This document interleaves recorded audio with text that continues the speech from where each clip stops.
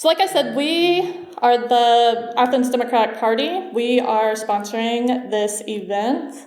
I'm going to go ahead and introduce Joshua. He is one of our members, and he is a professor at the university. He's going to ask our questions tonight. I'm going to ask all of the candidates to take 2 to 3 minutes to answer our questions. 3 minutes tops.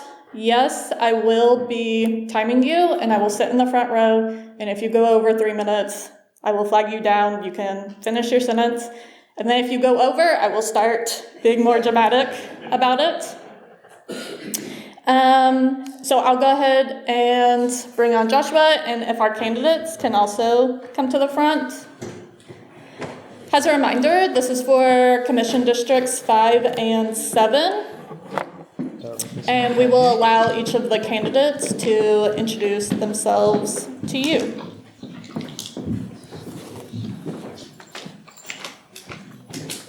All right. Thank you all for being here today. As Shelby mentioned, my name is Joshua Cloudy. Really appreciate all the candidates being here today. We're going to open with the candidates having a chance for a couple minutes, 1 to 2 minutes, to introduce themselves, including, of course, their name and their district, as well as any other pertinent information that they would like to share. We will start right here closest to me, if you'd like to introduce, and then we will go down this direction. For the mic, if the first 3 of you could use the mic all the way to Mr. Topple, and then the other side, you 3 use that second mic there. Thank you. Hello, my name is Bennie Lee Coleman III, and I'm running for District 7 Commissioner. And I'm very proud to be in District 7 because, like I constantly say, District 7 is a unique area. People get along pretty well in District 7. A lot of families are proud of their homes and things, and like I am proud of my home, and we want to continue that type of lifestyle, helping one another, become unified. And it's a pleasure to be here from District 7, Bennie Coleman.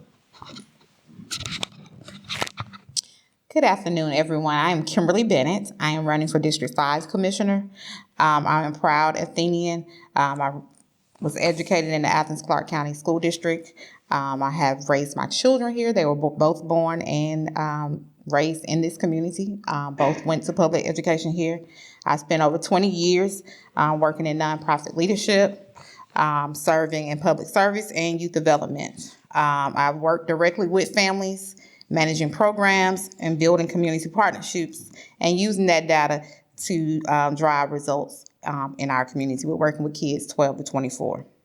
I've led initiatives that support career readiness, mentorship, and access to opportunities for young people across this community and working alongside families. Running in this for this seat because I believe community really deserves someone who understands our community, who's ready to fight for our community for every corner of this district. Hey, good evening, everybody. My name's Craig Topple. What a privilege it is and a pleasure to be here with each and every one of you. Thank you, ACC Democrats, for hosting us. Thank you to the rest of the candidates for coming, and we're putting our name in the hat, aren't we? That's what we're trying to do, is to see how we can best serve this community. I, too, am running for commissioner. I'm in District 5. A little bit of biography. I was born and raised in DeKalb County. I have lived in Mexico. I've lived in Santiago, Chile. I've lived in Santa Fe, New Mexico. I've been in ministry, and that's what's led me to a lot of those places. We moved here from Santa Fe, my wife and I, in 2013 for her to pursue a degree in social work from the university. And we thought we were just passing through. So our narrative is like many. We came to Athens for the university and we fell in love with it. Athens took hold of us. Our children were small at the time. We made friends with so many people and just a delightful community. It was close enough to both sets of grandparents. And those grandparents have begun to migrate even closer to us now. I found a job at St. Mary's about 10 years ago, and it's there that I've been serving as a chaplain. And as I've served this amazing community and sat with people in some of their most vulnerable moments, I've seen that the decisions that we make matter and how we are represented matter.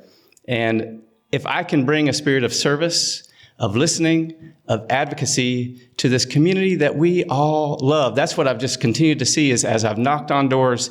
That is what binds us all together, is that we all have a sense of belonging and we all have a passion and a love for this community. It's special. And so if I can be part of keeping it special while we work on the serious problems that we need to address, I'm all in. Thank you so much. Thank you. My name is Edward Tolley. I'm running with Bennie Coleman in District 7. I have been a resident of Tanglewood for 38 years. My wife and I have raised our son there, who's in the back. He's a lawyer and practices law with me. I have a grandson, a new grandson, who's 2 years old that lives about 100 yards from me. So I have a real interest in our community. Bennie and I actually are neighbors. We've gotten to know each other through this campaign. So that's one of the positives about actually putting your hat in the ring and doing this, because you get to know people that you really didn't know before. I have an undergraduate degree in business from the University of Georgia. I have a master's degree in business. I also have a law degree, and I've practiced law in Athens for 50 years. I also have a military background at some point in my life. Interestingly, I was raised in West Texas, so it's a long story on how I wound up here. Good evening, everybody, and thank you for being here. My name is Zander Mason, and I'm running for District 5 Commissioner because I believe Athens deserves a new generation of leadership that is practical, accountable, and ready to act. I was born and raised here in Athens, and I live in District 5 with my wife, Avery. I spent my career learning how management, money, and decisions are actually made.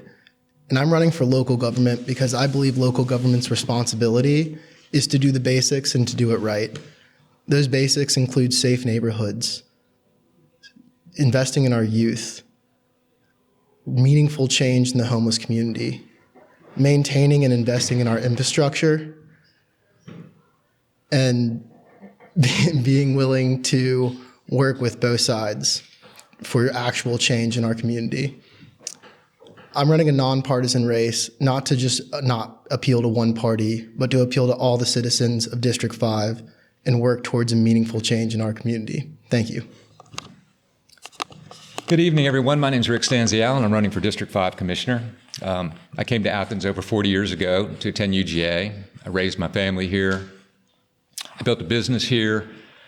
I've spent decades as member of the local music and recreational communities. Athens isn't just where I live, it's where I invested my life.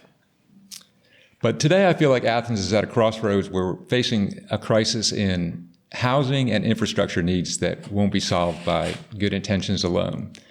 Compassion is a starting point, but it's not a strategy. We need a commissioner who understands the technical hows of our local government. And as vice chair of the Planning Department's Hearings Board, I have spent years in the weeds of our local zoning laws and development standards, and I can tell you exactly where our policies are stalling out the housing supply that we so desperately need. As a member of the Transportation Special Purpose Local Option Sales Tax Advisory Board, I helped to vet and recommend the $239 million project list that will determine the future of our transit and bike lanes. I'm running because I believe that Athens deserves someone who treats housing density not as an abstract concept, but as a tool for attainability. I don't want to use the word affordability anymore. I want to use the word attainability, because affordable can be so much different for so many different people that I want housing to be attainable for everyone who comes to this town. I'm going to be someone who treats our recreational infrastructure not as an afterthought, but as an essential part of our community health. And I'm going to be someone who puts my professional background in real estate development to work for oversight of our local government, how we spend our tax dollars on county projects. I'm asking for your vote on May 19th so that we can get to work making Athens more attainable and affordable for everyone. Thank you. Thank you all. Actually, you can keep the mic down there because we will start with Mr. Stanziale. Our first question is actually about housing. The question is, how will you address the housing crisis in Athens in a way that prevents displacement of community members, including marginalized community members in the different parts of towns here in Athens? Thank you for that question. Benny and I were talking about that right before the forum started. We have definitely had a tremendous amount of gentrification in this town in the 40 years that I've been here. I remember when the Hope Scholarship was instituted back in the early 90s, and students whose parents had saved for their education for 20 years, all of a sudden had this windfall, and they were coming into town and buying houses and fixing them up and putting their students in those housing. Well, now we need to make sure that our residents are not being displaced by those students. We need to allow the university to keep bringing in students, but we need to make sure we have housing for them that's not in our neighborhoods. I support the construction of more student housing in the appropriate places so that the neighborhoods will not be displaced. I would like to see targeted property tax relief for our seniors and for people who have been in their house so they will not be priced out of their house through property taxes. The only way that we can lower the property tax burden on the existing residents is to allow continued growth. And we've got to control that growth, but we have got to have that continued growth.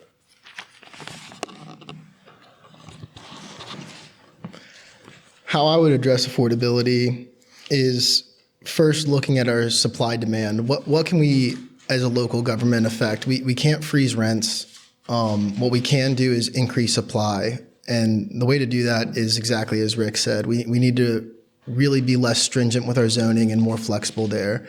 We should cut bureaucratic red tape around what people can do on their properties, whether it's building accessory dwelling units or townhomes or even modular homes we should take a look at, I think.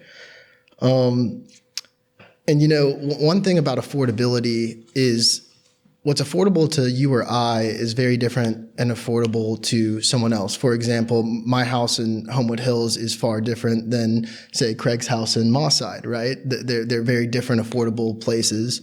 So when you take a hard look at affordability, we need to really address the missing middle.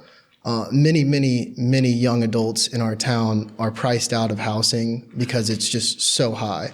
And rent is so high that they can't save for a down payment. So we really need to look at solutions there.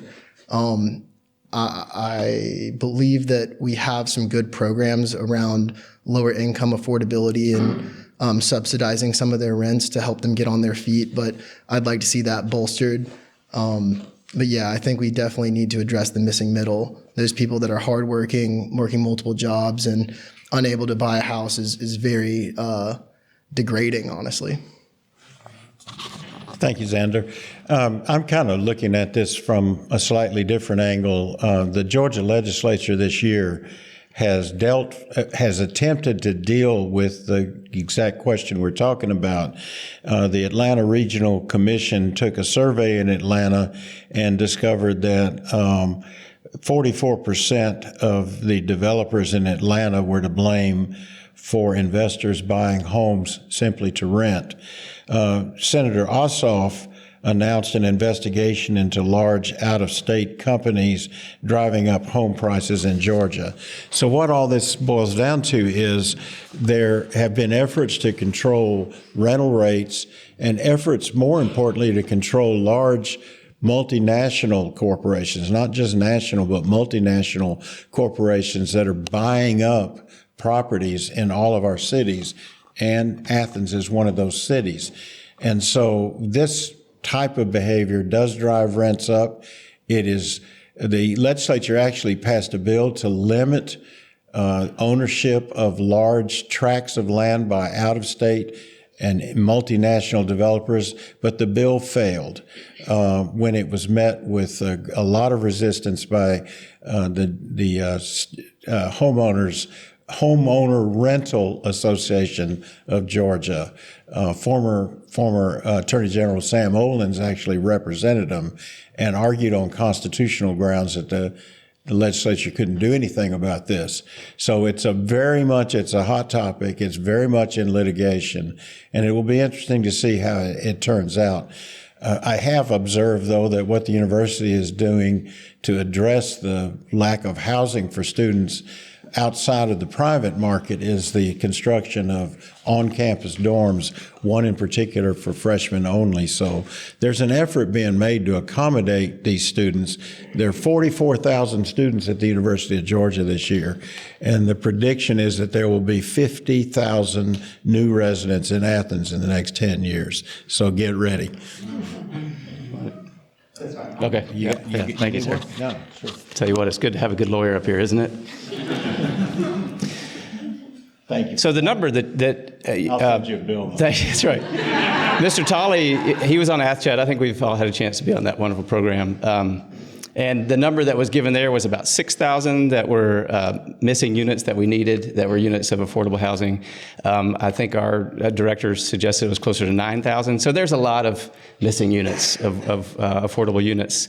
And who's behind those numbers? These are people that are making under around $35,000 a year. These are healthcare techs that I work with. These are child care providers that my wife works with. These are seniors on fixed income. These are our service industry people. These are real people. And what's fascinating about this issue is that the types of housing, what we call the missing middle, the types of housing units that were allowed in this town became illegal in the 1960s. Well, what was going on in the South in the 1960s?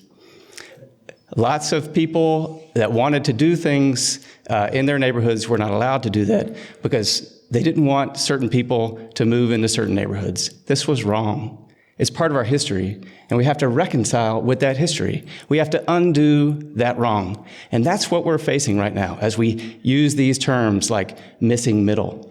So this is what we need to do is missing middle zoning reform, working on that so that we can allow for these types of structures like duplexes, like ADUs, like small cottages in the backyard, small apartment complexes. Those are just some of the housing structures that could possibly be part of this solution. We need to work with our amazing nonprofits. I mean, Athens is filled with compassionate people who are working hard every day to address our problems. How do we support those nonprofits, such as Habitat for Humanity, Athens Land Trust, to see what they can absorb and how do they build it out? And making sure that they have somebody that's working for them and advocating them in that chamber. And then, of course, we need to consider infrastructure. That continues to come up time and again. We have aging infrastructure, and so if we don't have the capacity to meet the supply, then how will that work for future generations? So these are some of the solutions that we can come up with, but we can certainly get there because there's a lot of hardworking people who are compassionate about these issues, and I certainly am among them. Thank you. I'm going to take a different perspective, but I also agree with some of the things that Mr. Craig just said about our supply.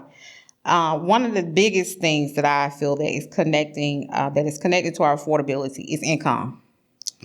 And if people can't afford to live here, then I feel like we as the county, we have the responsibility to create some real solutions. And according to our affordable investment strategy plan that was conducted just a few years ago, the first point in that study said that we need to subsidize housing. Without income, we can have the supply all day. Without people having the income, we're going to have to meet people where they are. So we're talking about the missing middle. There are people making $50,000 cannot purchase a home in this community. We as a government are going to have to figure out what we do for that missing middle. And so that was one of the things in that study that it suggests subsidized housing. How that looks, it looks like us partnering with our nonprofits, partner with developers so that we can get the type of housing supply that we need for our families. So I would be supporting the work of the Habitat and Land Trust because it brings affordability to families in housing. Also, we need to also provide funding and relief for our seniors and those that are experiencing being priced out of their community with their taxes, property taxes. So we have to look at how can we help our families stay in their neighborhoods that they've been in for 30 and 40 years. So that was my other suggestion. I'm 70 years plus. I've been attending a lot of Clarke County Commission meetings just to be turned down, just to be looked at and given a question, given an answer, and they have no reason to do what they did. I'm the only one going to represent low-income people. When I tried to give my proposal to each commissioner, plus the mayor, plus the president of the University of Georgia, they looked down on it. No one answered me about my proposal. University of Georgia president, I had to call him several times. And then I finally got the secretary to let me know that they wasn't interested. I need to talk to the board of regents. Now, we run into a problem for low-income people. Our commissioners, when I get in office or Mr. Tyler get in office, we are going to listen to people. We're going to hold ourselves responsible.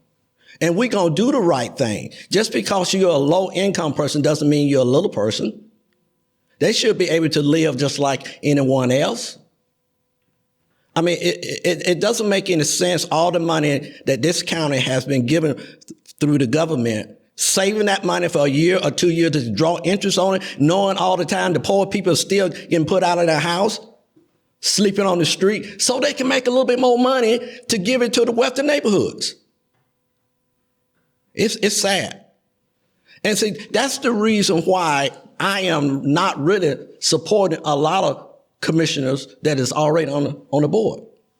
Change is near, and we need changes.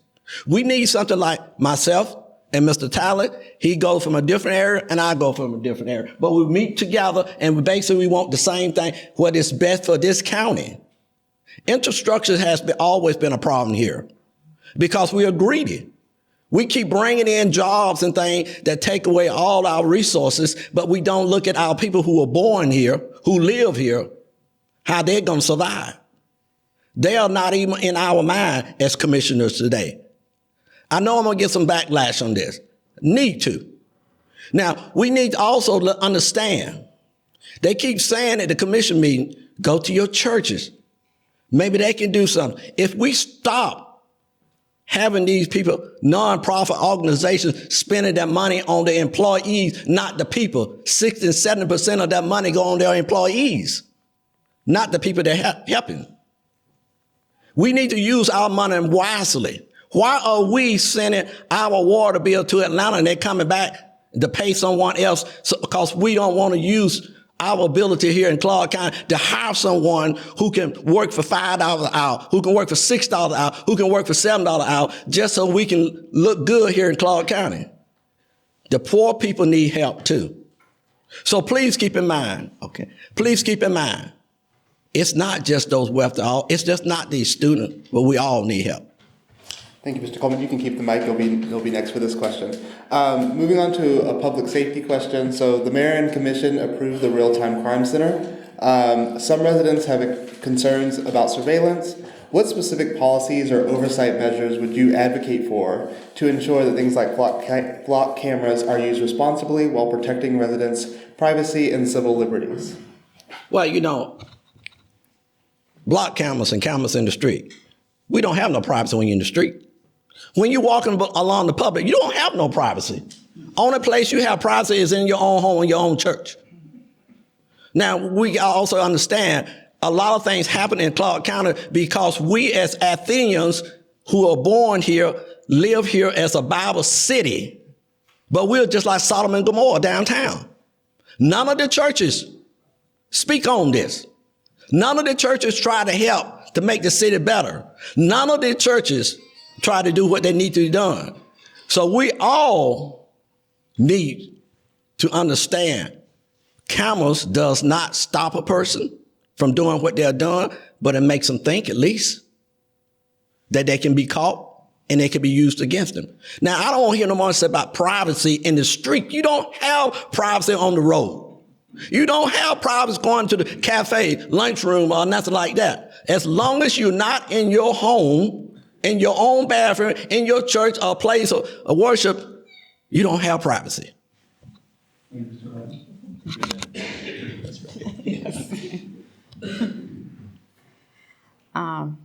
Can you read the question again? Yeah, so the Mayor and Commission approved the Real-Time Crime Center. Some residents have expressed concerns about surveillance.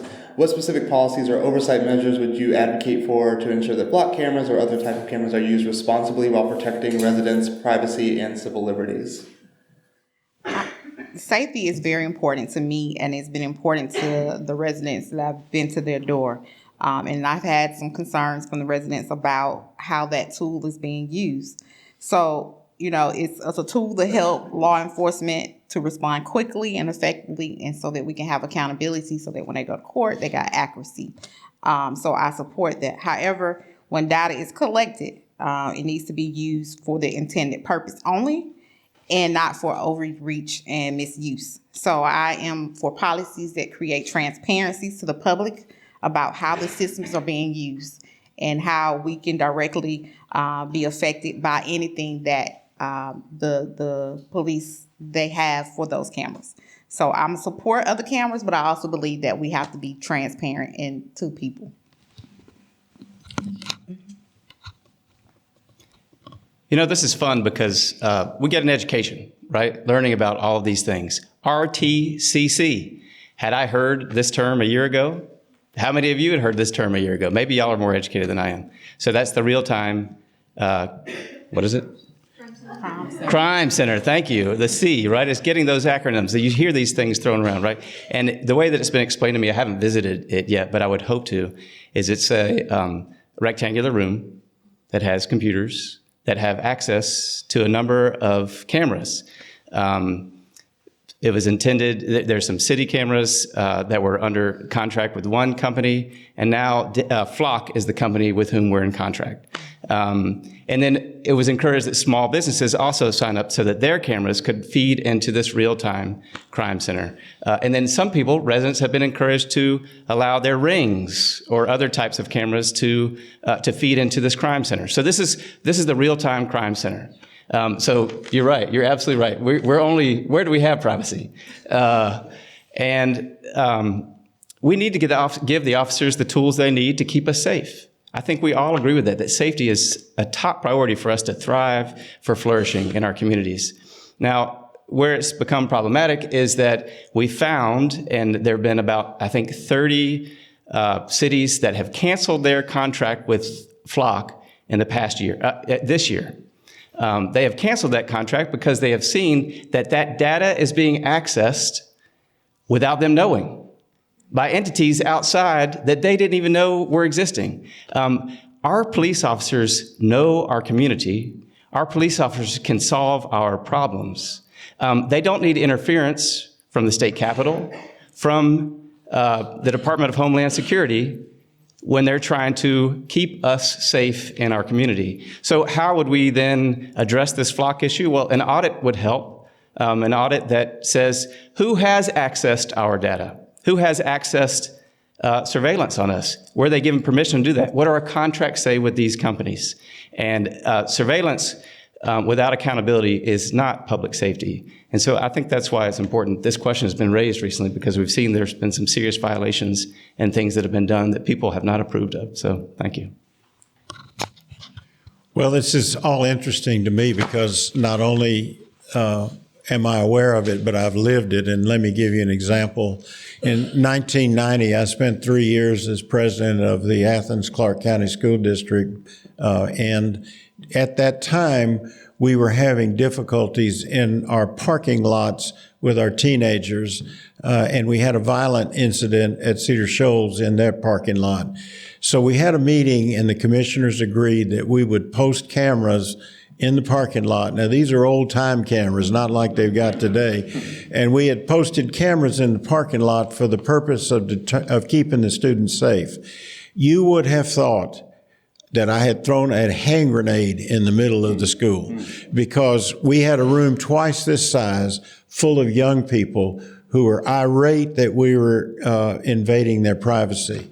Well, we maintained because we thought it was the right thing to do. And just 2 weeks after that meeting, those cameras captured a very violent incident in the Cedar Shoals parking lot that enabled the police to solve the crime, and it was a violent crime. The next board meeting, we had them on Thursdays back in those days. The next board meeting, I had a room just as full of parents saying, whatever you do, don't take those cameras away. So, you know, everybody that's had a comment, I find good in all these comments, because what has happened with flock cameras is not the cameras, but who is using the data. So in Georgia, for example, we have the Georgia Crime Information Center. It's all computerized. It tracks data. We have the National Crime Information Center. It's all computerized and tracks data. But where we see problems is when people misuse that data for their own personal gain. So the bottom line is the flock cameras, in my opinion, are needed. But we've got to be careful about who gets to the data and how it's used. And the last thing I want to say, and I'm going to hand this over to Zander, is my office is at the corner of Washington and Jackson Street. Just a month ago, 2 young women were stranger attacked, walking home, and raped. And within 3 hours, the Athens-Clarke County Police Real-Time Crime Center caught both of the guys. Totally different incidents. There have been 3 shootings within 50 yards of my office that resulted in murder, death. So am I happy to have cameras downtown? You better believe it. It's not what we want, but it's the society that we live in. You got it? There you go.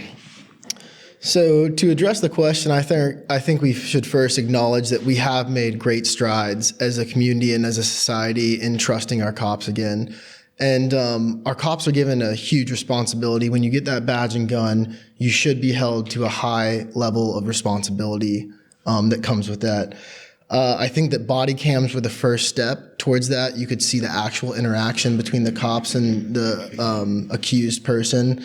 And I think that started the change that we're seeing now. And the Real-Time Crime Center, as mentioned ad nauseum at this point, I won't keep on harping on it. It does have good outcomes. It does solve and solve crimes. But the problem there, and it's great to solve crimes, but what's actually great is to prevent them in the first place.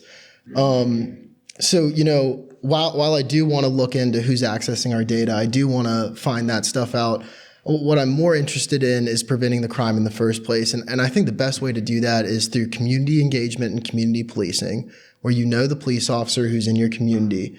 You feel comfortable reaching out to them. You've gone through many years and know this individual and feel comfortable with them. Programs such as Shop with a Cop are wonderful programs. I think it's awesome for our young people to get engaged with our police officers and feel comfortable around police officers and not be scared of them. I'm fully in support of the oversight committee we have over the police, and I think that we have a good group there. I'd like to see additional diversity on that group as well, but I am in support of that, and I think they've been doing a good job to keep our police at the high level of responsibility we expect from them. So, yeah, the best way to really stop crime is to prevent it from happening in the first place, not to just go back and clean it up. Could you repeat the question for me? Yes. The Mayor and Commission approved the Real-Time Crime Center. Some residents have concerns about surveillance. What specific policies or oversight measures would you advocate for to ensure that block cameras or other type of cameras are used responsibly while protecting residents' privacy and civil liberties? Thank you. Yeah, I'm not going to reinvent the wheel. I'm going to, if elected commissioner, I'm going to support the Civilian Oversight Board that we have recently established. The Public Safety Civilian Oversight Board is made up of people like you, and we have, I believe, an empty seat on it right now. So if any of you are concerned about public safety and civilian oversight, please step up and serve on the Public Safety Civilian Oversight Board. I'd like to expand their authority so that I can ensure that the board had the resources to conduct proactive audits of the conditions with the cameras. And not have to be reactive, but rather could be proactive. And I would like to maintain a diverse, engaged membership on the board. And like I said, we have an empty seat on the board right now. We need someone to step up and be a member of that board. If you're concerned about public safety, being involved is the first step. I'm a victim of a crime. I had a retail storefront here in Athens about 15 years ago that was broken into. One night, somebody threw a cinder block through the front door, went in, stole some merchandise, went out. The police were able to apprehend the man. I followed it through the system. He went to court. Even though he had been recently released from jail and was on probation, he was allowed to continue to be free on probation. And since that time, he has continued to go on and commit crimes in our community. And that's just unacceptable. We have got to do better than that. I'd like to improve our mental health care in this community. I'd like to make sure that we could do something about poverty. If we could eliminate poverty, we could eliminate a lot of crime in this town. The cameras are going to be here. That's the world we're living in now. But yeah, we're not going to allow them to overreach with the cameras. Thank you. Right, thank you. And we'll start with you, Mr. Stanziale, for this question as well. Moving on, Athens Greenway network has largely been funded through T-Splost and grants. Looking forward, do you support continuing that model, pursuing more direct and aggressive funding, or reevaluating our commitment to expanding trails and greenways? Yes, please, on May 19th, support the T-Splost that we get to vote on. We're in a unique position in this community that sales tax dollars are paid by not only the taxpayers of Clarke County, but every single person that comes to a University of Georgia football game. Everybody that comes to town as a tourist is paying sales tax dollars. And we bring in a tremendous amount of sales tax dollars. I believe 40% of our budget is from property tax, and somewhere around 25% is from sales tax dollars. We got to keep bringing in those sales tax dollars. I had the good fortune to go to high school in Peachtree City, Georgia. We had a multi-use trail network that was referred to as a golf cart path there. But let me tell you, as a 14-year-old living on a cul-de-sac, that was just freedom. I could get on my bicycle and ride safely and not have to worry about being in traffic. It was my ticket to freedom. The Greenway in this town has just been a tremendous success. I don't know how many of you are out there using it, but I highly recommend to get out there and use it. It's a great economic asset to our community. It's going to provide tremendous, tremendous benefits in the coming years. Again, please support the Transportation to be Lost on May 19th. Joshua, can I get that question one more time? Yes, you can. So the question reads, Athens Greenway network has largely been funded through T-Splost and grants. Looking forward, do you support continuing that model, pursuing more direct and aggressive funding, or reevaluating our commitment to expanding trails and greenways? Yeah, thanks for the question. So, firstly, I think our T-Splost money is robust enough that we can continue to fund those expansions and connections through the greenways. The tragic thing about our trails and greenways is a lot of people have started telling me that they don't feel safe in certain areas on those, specifically around North Ave, that side of town. And I would love to see those trails and greenways used by all and the comfortability to use them. So really going back to safety, preventative crime there. I have a ton of friends who ride bikes and use those trails as well at a recreational level. And they have also reported that there's a little bit of uncleanliness and some uncomfortable interactions there. So yeah, really, I would love to see that T-Splost money go to that and on the maintenance of those greenways and trails, because as Craig said, that's freedom for a lot of young adults. That's an ability to go out and enjoy. A lot of y'all might not know this. Athens is one of the densest tree canopies in the nation, and we have more trees per square foot than most places. So that's something that we get to enjoy as Athenians that not many people get to see. My friends from New York who come to town, they're like, "Oh my goodness, it's like a giant forest." So it's a really unique thing we have that I think does have a great value. I do agree that I think T-SPLOST is funding that fine right now. If there is a problem with the funding there, we can probably look at addressing that with city money. Well, I agree with both of the gentlemen's comments. I have ridden the Greenway. I have taken my bike out there with friends, and I've enjoyed it. I think anything that gets our young people and our old people, such as me, out and moving is very, very important to the community and important to our health. I'm looking at Atlanta and the tremendous success they've had with their version of the Greenway. But what they have done in Atlanta, we may not want to do here, which is they've got some pretty intense development now around the Greenway, which has defeated the purpose in many respects. So I'd like to see us expand our Greenway. I'd like to see us make sure it stays clean, and make sure that it stays safe, but at the same time, protect the Greenway itself from overdevelopment. Got it? Okay. I'm a biker. When I moved to Athens, we had one vehicle intentionally, and I bought one of those extra cycles. It was an extended bicycle so that I could put both of my girls on the back. They were 2 and 4 when we moved here. And it was great to see how there was some connectivity that existed. We lived about 1.5 miles from their preschool that they attended. There was no trail available to us to take at that time, so it was on neighborhood roads that we went. But then from there, I would drop them, and then I would go down to the Greenway, and I might go to Sandy Creek Park. I was the stay-at-home dad at the time while my wife was in her doctoral program. But then if I picked them up from school, they went to Chase Street, what's now Johnny Leigh Burke, and went to Bishop Park where they had gymnastics. It was nearly impossible to get there. That was 1.5 miles. There is a desire in this community for biking, to have that part of the infrastructure that we experience. The Timothy Forward program has been advocating for safe alternative routes to automobiles for how long? I mean, a long time.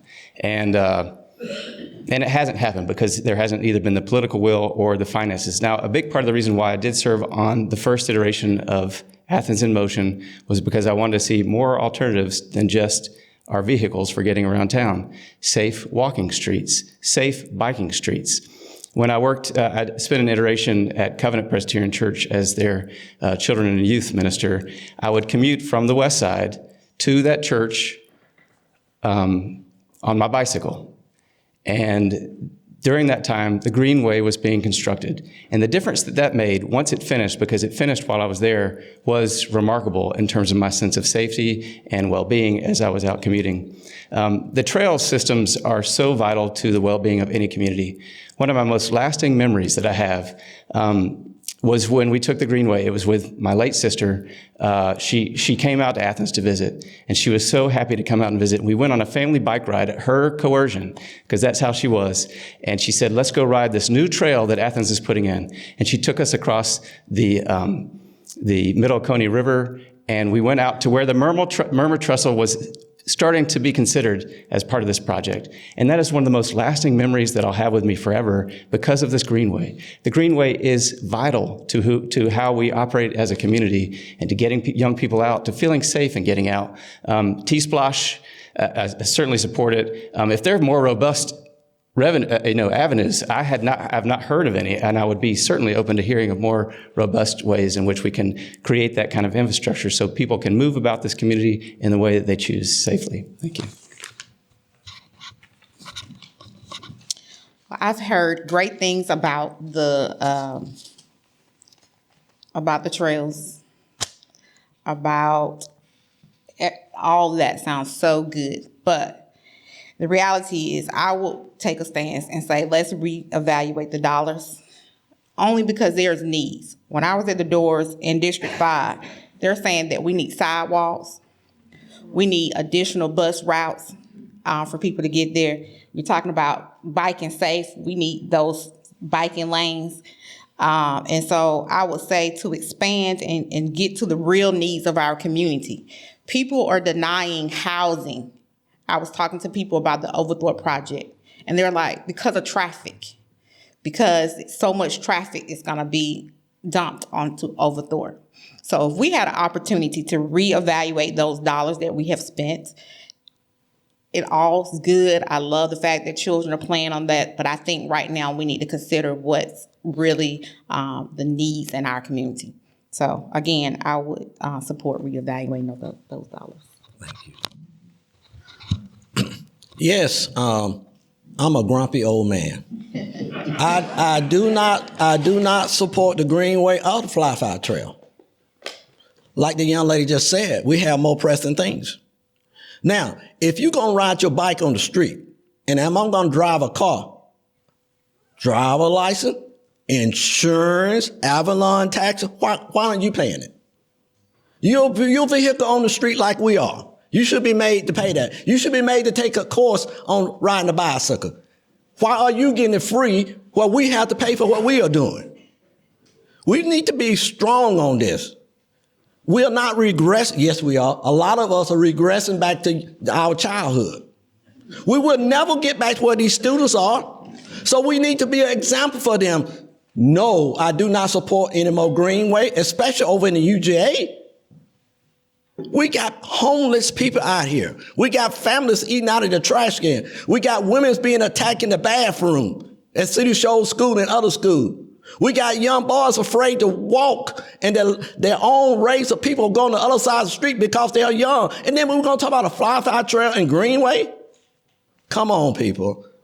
Get it together, please. We have enough time to deal with the Greenway. Leave it like it is until we get everything else under situation. If I become a commissioner, I will try my best to get some ally to shut down the city government for at least 6 months. You say you can't shut down. Yes, you can if all 10 commission vote on it. Think about that. And the mayor vote on it. You can shut it down and go back and clear up all this mess we done got ourselves in.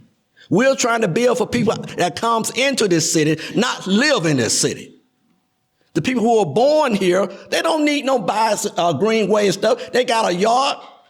They got a place at their own church building they can go and walk at. Now, we need to be for real. We don't need this Greenway adding to it or the Fly Trail. Mr. Coleman, this next question will also be for you.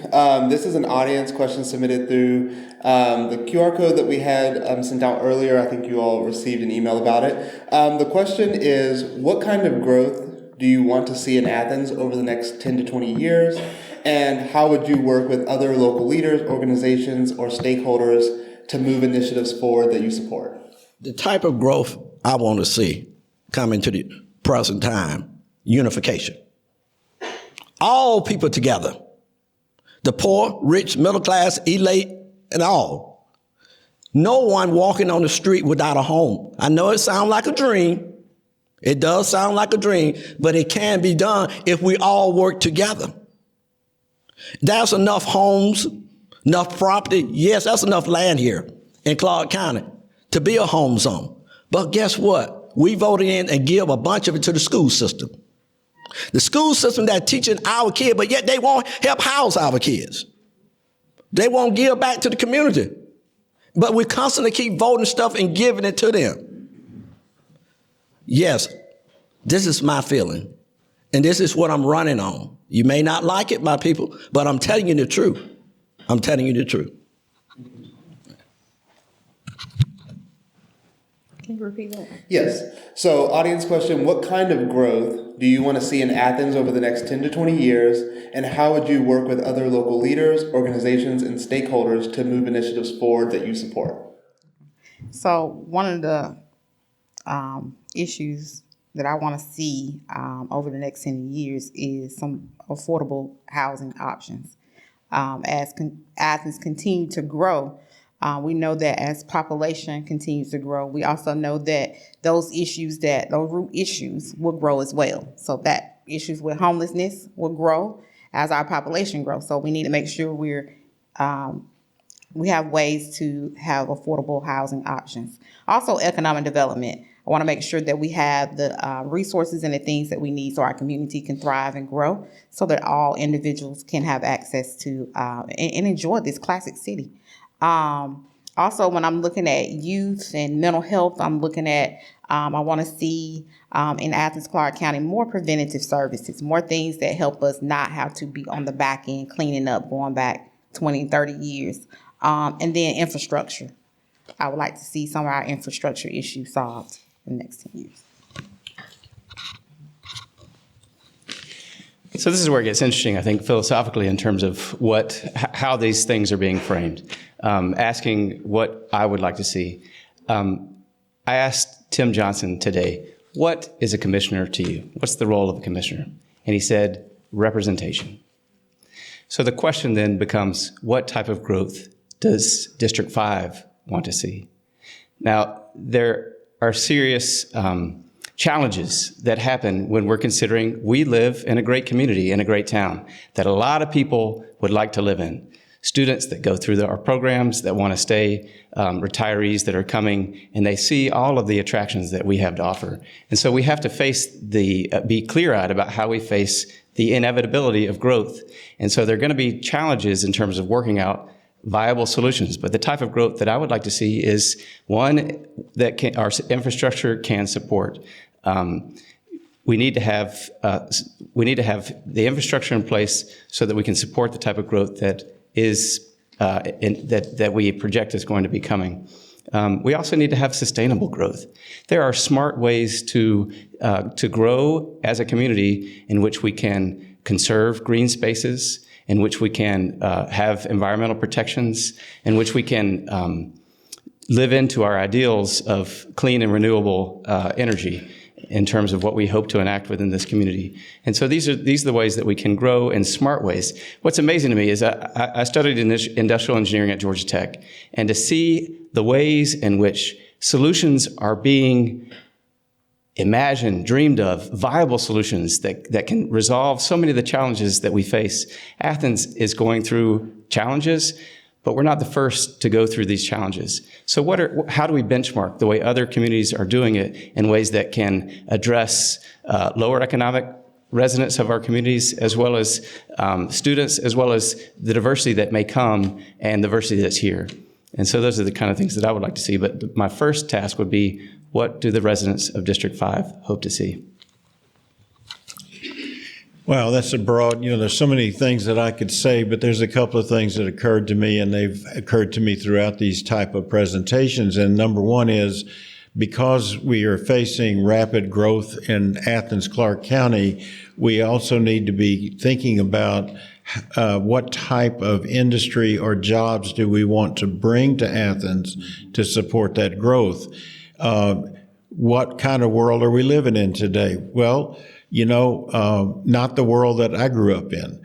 I think today that our young people need to focus. We need to focus them on getting education that will get them jobs, because if we have good educational quality in Athens, Georgia, the industry will follow. And by industry, I'm talking about all kinds of industries. So my father was an electrician. I'm proud of that. And I think there's plenty of money to be made in the trades. There's also plenty of money to be made in the wonderful education that so many of us benefited from with the University of Georgia. I also understand that and this is the other big thing that I've heard over and over again in these meetings, is that infrastructure is so important to this community and to its future growth. Downtown, they've been very active in digging up the streets and putting in new sewer pipes. They do it every year.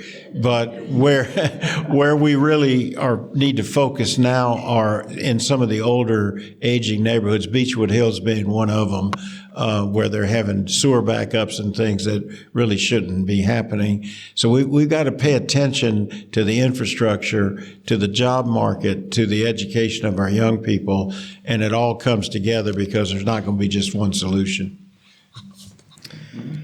Yeah, this is a cool question, because it lets you kind of outline the future. So in talking to, as Craig mentioned, in talking to our constituents, that's really, it's our job to represent, right? So in my canvassing of over 1,000 houses so far, I can say that I think I have a good grasp of what our constituents want in District 5. And what we want is growth in our homes and our neighborhoods. We want growth of businesses in town, small businesses that are locally run. We want high-paying jobs and accessibility to good wages. We want growth in our youth development, our programs after schools, and our summer programs. And, what I'll touch on here is how to get that done. I think we've all said a very good ideal for the next 10 to 20 to 30 years around sustainability, smart growth. But how I intend to get that done is my relationships with both commissioners and the Chamber of Commerce to achieve those goals, as well as the school board. I have very close friends and connections at the school board level. I have very close friends and connections at the chamber level, and I have good friends on the commission that I know we can work together to get things done. And, really, if I'm going to go out on a limb here and say something that no one else has said, I would love to see in 30 years we have a wonderful river that runs right by our downtown. And if you look at towns like Tuscaloosa and Greenville, where they were able to make that riverfront an appealing and desirable area to be around, where there's good retail space. We've already built the arena close by. There's already plans to develop parts of that that riverfront. I think in the next 20 to 30 years, we're going to have a walkable path next to that river where you have a nice breeze from the river. You can walk into a nice cafe, a nice restaurant. You can catch a show or a hockey game at the arena, and we're going to have a really cool area in town there. And that's kind of a little dream I have around that for the next 20 to 30 years. Yeah, change is coming. I was sitting on Prince Avenue having lunch with a friend today, and I looked to my right, and down by the Episcopal Church, there used to be a Bell's, which eventually became the Potter's House, and now it's just a parking lot. Looked over to my left, and St. Joe's was gone, and now it's a huge apartment complex. Across the street, we looked, and it was the Bottle Works, and the Bottle Works used to actually be Coca-Cola bottling facility, and now it's apartments and mixed use. District 5 is a little bit unique in that we've got a lot of big single-family home neighborhoods. We do have some apartments. We do have some commercial. We have an apartment complex, mixed use, being built on Hayward Allen Drive right now. We have a couple of other projects in the mix. I know there's some single-family houses coming out on Tallahassee and a 55-plus development on Oglethorpe Avenue that's going to come before the Mayor and Commission in the next month or two. We talked about the missing middle up here tonight, duplexes, triplexes, accessory dwelling units in the backyard. Those are really not the kind of things that are going to be in District 5 as much as they are in the Boulevard neighborhood, Five Points neighborhood, downtown. And if I'm elected as District 5 Commissioner, I'm going to support projects in other districts that I think benefit District 5, even if it makes the residents of those other districts angry. The growth is going to come to the areas that people want to be in. Those areas are Five Points, downtown, Boulevard, Prince Avenue. Those areas have been booming. And a lot of times the commission, it seems like they're not willing to make the tough decisions to allow that growth to come in, but it's coming. We can either manage it or just let it run us over like a bulldozer. And we don't want to do that. We want to manage the growth. I'd like to see targeted property tax relief for our seniors and for low-income residents to prevent them from being priced out of their housing. I'd like to see incentives for small landlords so that we don't have big companies come in and take over all the rental property in town. I support the Land Trust, Habitat for Humanity. Kimberly and I were on a bus tour earlier this week by the Housing and Community Development of affordable housing in town, and it was really eye-opening. They're doing great work, and I will continue to support the nonprofits here in Clarke County that are doing good work. But it's going to be a lot of work ahead of us, and I don't want the property tax burden to fall on those of us that are already here. We've got to allow that growth to come. Thank you. You can keep the mic. We'll go to you for this question. This is a transportation question. So getting a sense of your general feelings about the transportation here in Athens, but also specifically, do you support expanding or maintaining the zero fare bus service to more places with more frequency? Oh, absolutely. I support the zero fare bus system right now. I know it's a burden for us, but I think it's important. I think we need to expand it. We do have a lot of great T-SPLOS projects that are coming along to expand some bus routes, to expand some bus stops, to make improvements to those bus stops, to put sidewalks into those bus stops so people can get around without them. One of the things that goes along with this is let's eliminate minimum parking requirements for every new building in town. Why are we building these huge parking lots when we should be allowing that money go to transit so that people can get around without automobiles? It just doesn't make sense. We're going to run out of room to expand our roads. The traffic, if you've lived here as long as I have for 40 years, you've seen the traffic. Crazy. It's absolutely crazy. District 5, drive down the corner of Mitchell Bridge and Tallahassee and Oglethorpe during rush hour at 8 o'clock in the morning, 5 o'clock at night. Traffic is backed up. We've got to get people out of their cars into public transit any way possible.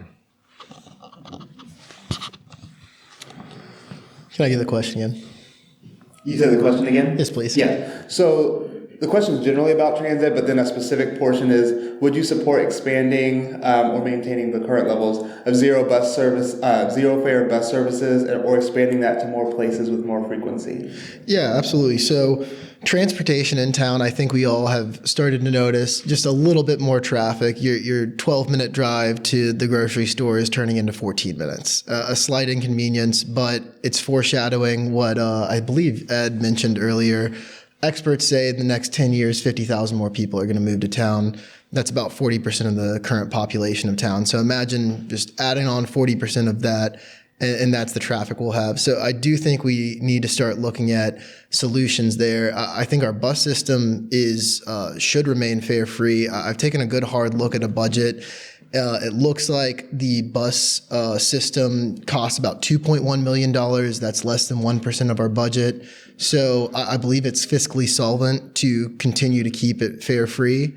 What I would like to see is over, maybe not like next year or anything, but over a long enough period of time, looking at getting those electric vehicles in place. Therefore, we're spending less on gas.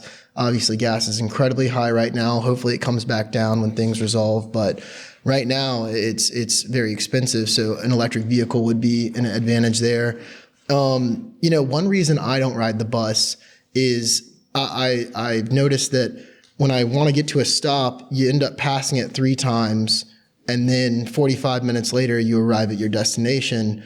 Well, that's inconvenient and inefficient, right? So I'd really like to take a look at our bus routes, try to increase our efficiency there. I mean, if we're thinking in an ideal world, wouldn't it be so nice if you had an errand to run downtown, or you had to meet a friend for lunch at Last Resort or something, you could hop on a bus and pop it on over and walk rather than having to deal with a car and driving and parking downtown. I mean, that sounds like a wonderful thing, right? So yeah, I fully support the transit system remaining fare free. I think that's a smart decision. And, if we take it down to an even more basic level, you have a very low income person that's straining, working as much as they can, and they're relying on the bus system to get to work. I don't think it's fair to charge them a fare. fair. I don't think it's fair to charge them a fare to get them to where they are. So yeah. We had another public forum a few weeks ago, and I said what my colleagues have said up here, and that is that I support the public transit system. I got chewed on pretty heavily after the meeting by a group that says the bus system is too expensive and it's not safe. And I had not heard any of that. I still support the transit system. I think we've got to have a way for people of modest means to get to work, to get downtown, to get to a grocery store, to take their children to the doctor. It's the least we can do. Everybody here has expressed concern about people that are living in poverty or having a tough time in Athens, Georgia, this is one of the great things we can do for them at very little cost to us as taxpayers or to the commission. So I completely support it. And I also agree that it should be expanded. I live off Timothy Road. I'd have to hike to get to a bus. So I'd love it if we had a bus on Timothy Road, because I grew up riding a bus. It was John Timmons, you back there? You'll remember this. My bus ride was a dime when I was a 10-year-old. So you know, there's a lot of good that comes in that. And then the final thing I want to say that's really off the question a little bit, but I'll be brief. You know, Athens, like every other urban community, has its share of problems. But if we're so bad, why is it that 50,000 people are going to run us over in the next 10 years? I got this. You got it? Okay. Three values that have motivated this campaign that I have a great team that I'm working with are care, community, and connection. And very few things embody that sense more than free public transportation. I've taken buses in Nairobi, Kenya. I've taken buses in Mexico City. I've taken buses in Chicago, in Atlanta. I take the bus here. I bike bus to work. I ride from my house. I take the 20 on Atlanta Highway. I get off where the Barnes & Noble is, and I take my bike down Jennings Mill to my work. I have an option to do otherwise. I drive an electric vehicle. But many in our community do not. When I'm on the bus, I gain a deep sense of community, of who it is that are part of this community that maybe I don't see on a daily basis.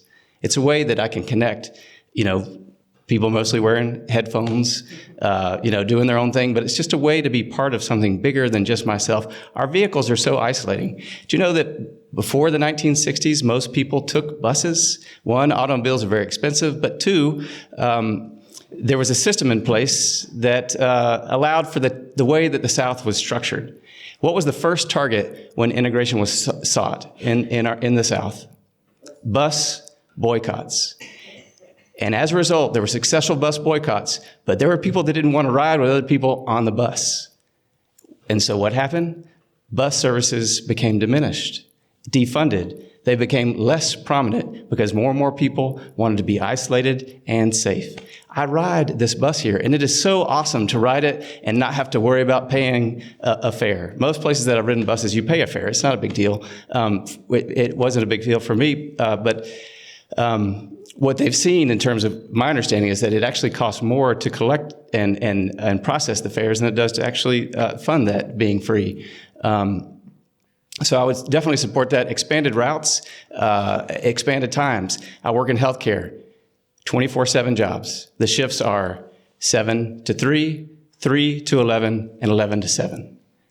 If your buses aren't running during that time, people are having to find other ways to get to work. And these are the very people that could potentially rely on that bus system where the system expanded as well as the hours. So I think it's a great way to live into the mantra of care, community, and connection. When I think about this question, I think about the families that I serve that take the bus every day, that are looking for affordable housing. So when I think about District 5, families I work with to find affordable housing had to go down Tallahassee to find the duplexes. And doing so, they were not on the bus route. And so they're walking up Tallahassee to catch the bus stop on Whitehead.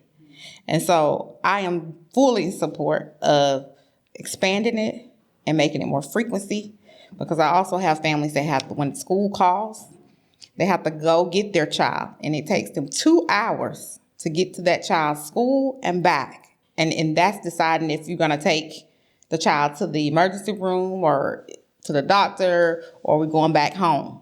So then you got to do that whole route again back to wherever that location is. So I'm fully supportive of that.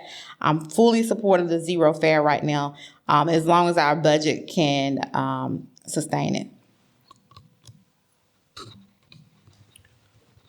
Oh, that's a hard one to think on. I do support to expanding our bus route and zero fare. that if there's a large amount of low-income people, poor people, as in people other than the UGA can benefit from it. Now, if there are more students riding this bus fare that we are giving away, how is it going to benefit us unless we have the UGA help pay for it? Just think about that. Now, if it's okay with the moderator, I would like to turn the remainder of my time over to Mr. Ed Tyler, let him finish what he was saying. Mr. Tyler? Apparently wasn't paying attention. Well, I think Mr. Coleman and I have disagreed on some things, but we also agree on some things. And, both of us, I think, would like to see an expanded bus service. As far as the University of Georgia is concerned, they maintain their own bus system, and it's paid for through the Board of Regents as part of the state budget. So it doesn't cost us anything for the University of Georgia to run buses. And I don't think there's a real whole lot of ridership by university students in our city buses. But our city buses, I think, are critical to helping our workforce get around to the hospital, healthcare, as we've been talking about. We've got some plants still here. We don't have as many as I'd like to see, but there are plants that are on parts of town that are hard to get to and that people depend on the buses to get there. So I think we're kind of all agreeing on the importance of this bus system. All right, thank you all. So this will be the final piece for today. Since you have the mic, Mr. Stanziale, we'll start with you. 1 to 2 minutes closing statement, however you would like to use that 1 to 2 minutes. Closing statement. Okay. Once again, Athens-Clarke County is going to grow. There's nothing we can do about that. We can't just shut the door on people who are coming here. But what we can do is control that growth. Clarke County is in the business of charging you property taxes. 40% of our budget is property taxes. All of our property taxes have gone up over the past 5 years tremendously, as the value of our housing has gone up. And why is that? Because people want to come here. We don't have enough places for them to live. We've got to increase our housing stock. We've got to do it through the ways that we've all talked about up here tonight. We've talked about the missing middle. We've talked about duplexes, triplexes, smaller apartments. Personally, I'm against the University of Georgia building more dorms. We don't get a single tax dollar from a dormitory. We get tax dollars from student apartments. But let's put those student apartments close to campus so that the students don't have to bring cars, that they can get out and take the university bus system, and it doesn't put the burden on the taxpayers of District 5. I'm going to listen to my constituents. I'm going to listen to the residents. I've been knocking on doors. I may have knocked on your door already. If not, I'm going to be out there in the coming weeks knocking on doors. I hope to get to talk to you. Let me know what you think needs to be done in Clarke County. I'm here to listen. I'm here to go to work for you. My name's Rick Stanziale, and I hope that you'll vote for me on May 19th. Well, thank you all for being here and taking time out of your days. And thank you, Joshua, for being a great moderator, and the Democratic Party for hosting this and sponsoring this forum, letting the constituents hear from us, right? And, we've heard a lot of good ideas tonight, and that's great. But leadership sometimes requires making hard decisions and taking a stand. And it requires being clear, looking someone in the eye, and being honest with them on where you stand on an issue. So, citizens of District 5, I ask if you want a combination of a fresh, early start, if you want a combination of someone who is there to work for you, someone with financial experience and literacy, someone that will be fiscally transparent, then I am going to ask for your vote. I will serve you with compassion and common sense. If you vote for me, I can promise you that I will do the work and fight for a safe Athens, an Athens that invests in its youth, an Athens that invests in its infrastructure, and one that is affordable for all Athenians. Thanks for your time tonight. Well, this has actually been a very beneficial meeting, and I've enjoyed every time we've had one of these, listening to my friends and their ideas. I've spent my entire life problem solving, either as a lawyer with random problems that people walk into the office with. I've observed that people's problems seem to be much more emotional today, much larger than they should be, and maybe that has to do with the political situation that the country's living in right now. But I have worked, Joe Frank Harris appointed me, was my first government type service. Joe Frank Harris appointed me to the Crime Commission when he was governor and I was a young lawyer. And it opened my eyes to the process of government, the hard decisions that you have to make, and the amount of money it costs to run the prison system. And here we go again. I went through the public school job as president of the board. We had a $58 million budget, and we were $10 million upside down because we discovered that we were being stolen from, and unfortunately I had to take on the task of prosecuting people that I had previously worked with. So these are the kind of really hard things you have to do in the reality of running a government and making responsible decisions. My only interest in this job as a commissioner is to just understand the problem and try to find the right solution. That it's not going to be perfect every time, but that's my thought. And I want to end with what I said a few minutes ago. I think Athens must be doing a lot of things right because everybody wants to live here, and I'm proud of that fact. Okay, thank you. Okay. This has been a great evening, and I thank all of you engaged citizens for taking time out of your evening and out of your day to come and be with us. Thank you, ACC Dems, for hosting this again, Joshua for moderating, and candidates for being up here. It's inspiring to be considered for a position in which I can serve this community in a new way. Public service, representation, government for the people, by the people. As a chaplain, as a pastor, I have worked with communities, diverse communities, for nearly 30 years. Yo he vivido en México. Yo hablo español.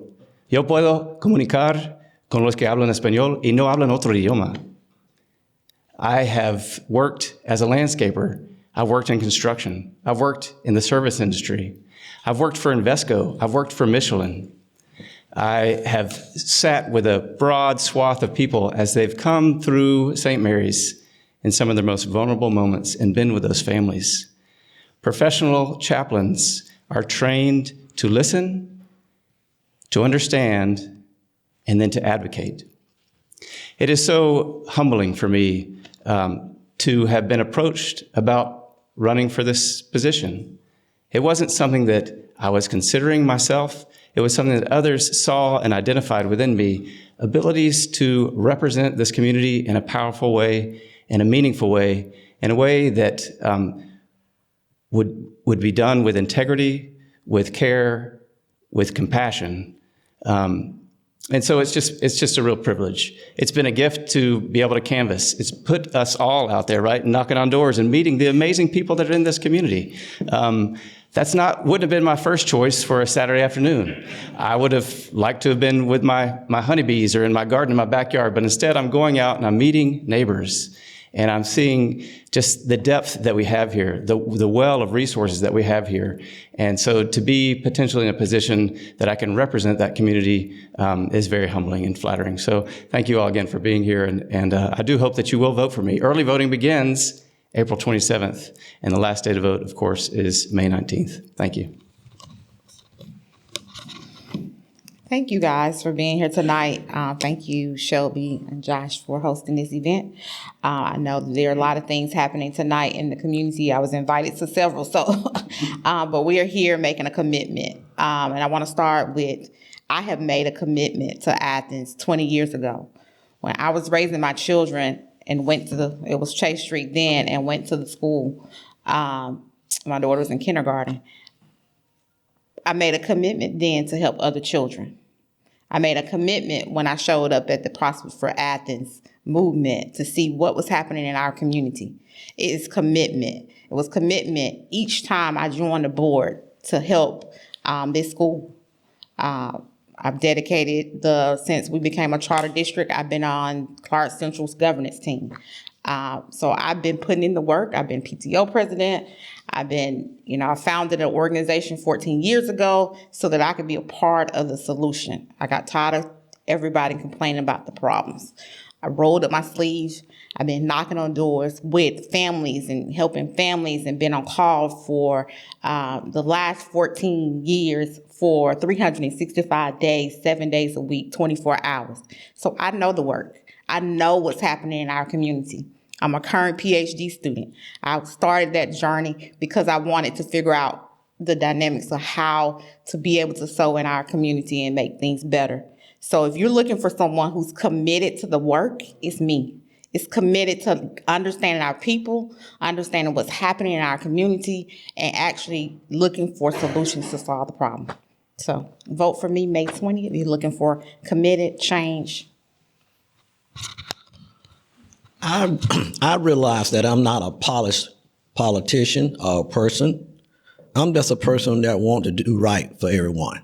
I know it's impossible to treat everybody the same way, but your heart has to be there.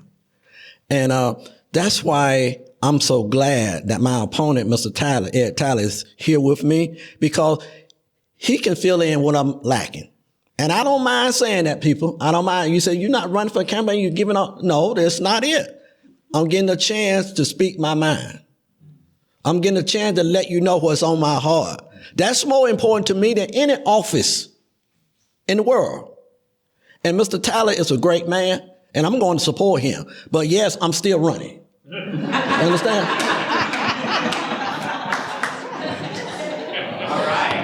Well, that was a very unique ending. I don't think I've ever heard that before. But on that note, Mr. Coleman, thank you so much. Thank you all for being here today. We have the room for another, let's call it 20 minutes.